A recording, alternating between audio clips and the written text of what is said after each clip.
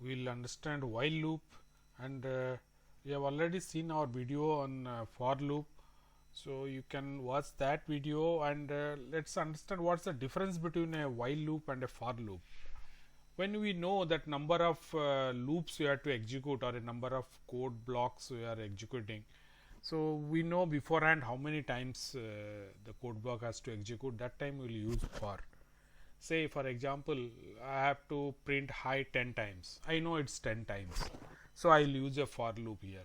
But say I have to print, I have to take sum of the user input till the user enters 0. I don't know how many times I have to take the input. So here in that case we will be using while, because while loop is executed till the condition is satisfied, or it terminates when the condition goes false. So let us try.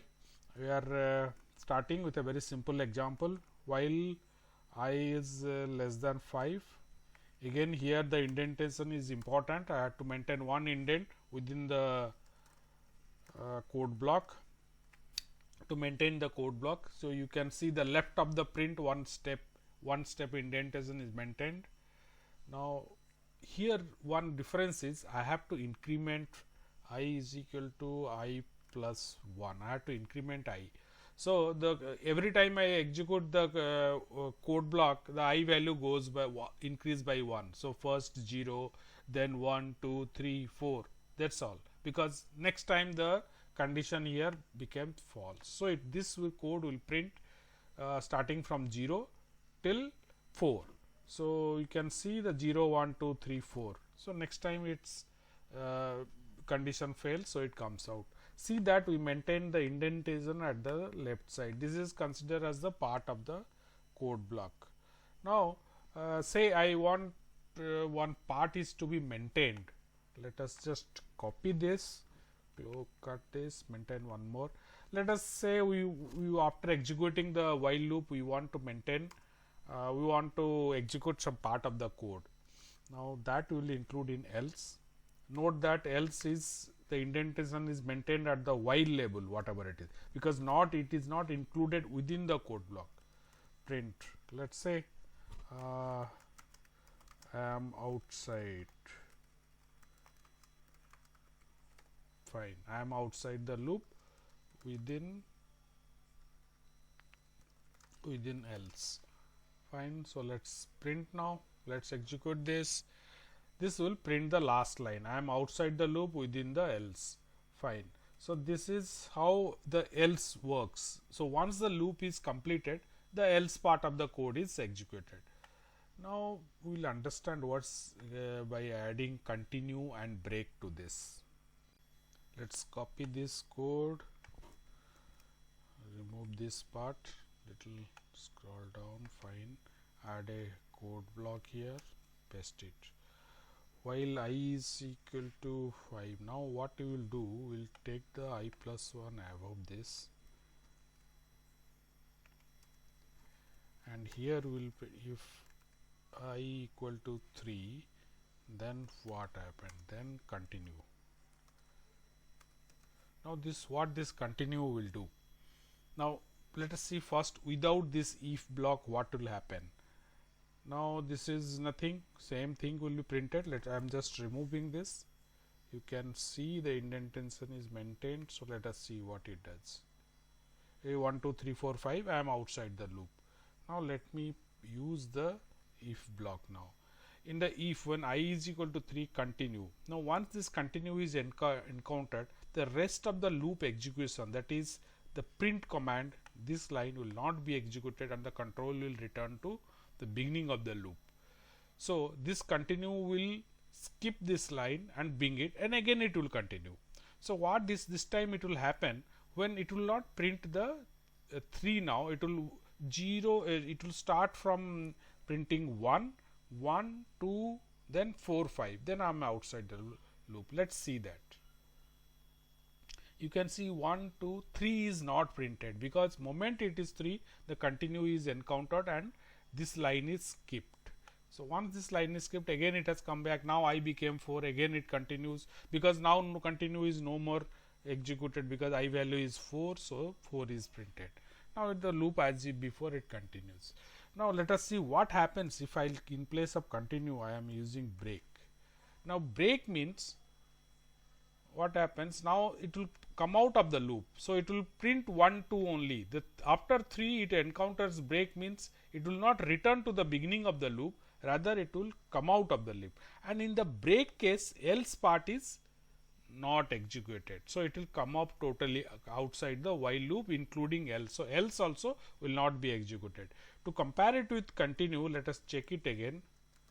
In case of continue, the else part also will be executed. You can see I am outside the loop within the else, but it will continue. In case of break it will, the else part will not be executed.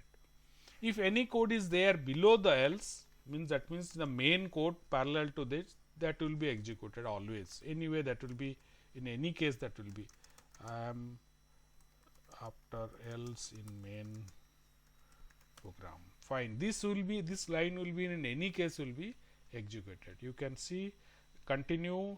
Okay, let's maintain. Fine, continue because you are using continue, so else part is also executed and the last line is anyway executed.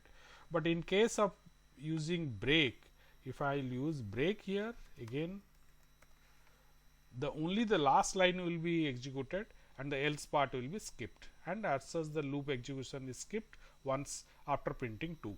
So this is what. Now the question is where you will be using this. We will understand that while finding out if the input number is prime or not. We will understand how this break is used along with else part to get the number is prime or not. So let us create a one more code block here. It will move up. We'll keep it here. Fine. So let's take the variable num. Num is equal to, we have to take one input, and we'll after taking the input we'll convert it to integer by using int function. We'll say enter the number you want to check. It's a prime or not, we will be checking it. So fine, that's all. The variable is num. So I let this the counter will be using, and inside our while loop, while I is the value less than num divided by 2. Why we use divided by 2 is all factors of a number, say let's say it's 50. While you checking the prime numbers, its factors, nothing will be beyond its half of the number. So if it is a 50, then no factor will be beyond 25. So there is no point in checking the full value. So the loop we need not execute all the way up to the number. We will execute half to half. That's enough to check whether the number is prime or not.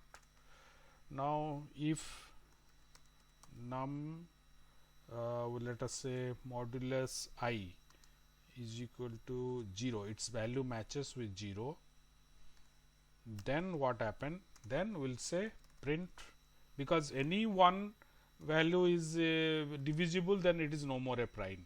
So num is the value it will take is not a prime number. Fine. At the same time we will break, because there is there is no point in further continuing. Fine. So that's all, but we have not increased the counter. So here I is equal to I plus 1. Now let us put the else part. Now why here else? Means if nowhere the break is encountered, or this num I is not true, that means the break is not encountered, then only the else part, and that is where our number is prime. That means there is no number which the modulus whatever we are checking here, that's equal to 0. So that means the number is not divisible by any number less than the half of it. So it is a prime number. So we'll print that statement now. Print now again num. Now again we'll take is a prime number. So that's all. This is our code. Code is ready. Once again I'll just explain to you. This is I number input variable we have taken. We using int function, we are converting it to an integer. So I is the our incremental counter, whatever we are checking. We are starting from 2. We'll go on checking it's divisible by 2, 3, 4, 5, like that we will continue. So the number by 2, you need not go the entire number. Suppose you have entered 50, so you need not check up to 49. So you up to 25 is enough, because we know more than half of the number is cannot be divisible by it. So if you entered 80, then up to 40 checking is enough. So we have to use, that's why num by 2. Then we started from I is equal to 2 again. So 2, then first 2, if anywhere the value is equal to 0, then it is not no more a prime number. So this is the reminder, this num modulus I will give us the reminder. If reminder is 0, that means the number is divisible by I, and then this is not a prime number, and that time we need not further continue or check, we have to come out of it, and by using break. So I is equal, and this is, suppose if is not matching, or if condition is not true, then we will increment, we will check by incrementing the I value again. If nowhere this break is encountered, then the else part will be executed, and then that is moment the else part is executed, it is a confirmation that the number is a prime number. So we will mention that. Now let us check it. I will enter, let me enter 8. 8 is not a prime number. So this is executed, because moment it started with 2, first it is divisible by 2. So this became true, and this part is executed. So it will not move. Now let us run it. Let us put 13, sorry 13. 13 is a prime number. Okay. Let's go 97. You can check any number you want. 97 is a prime number. Let us again check it. Let us go print 99. 99 is not a prime number. It is divisible by 3 and multiple of 3 also. 33 is also there. So this is how we have used a while loop and check the number is a prime or not. See how important the else part is in this particular sample.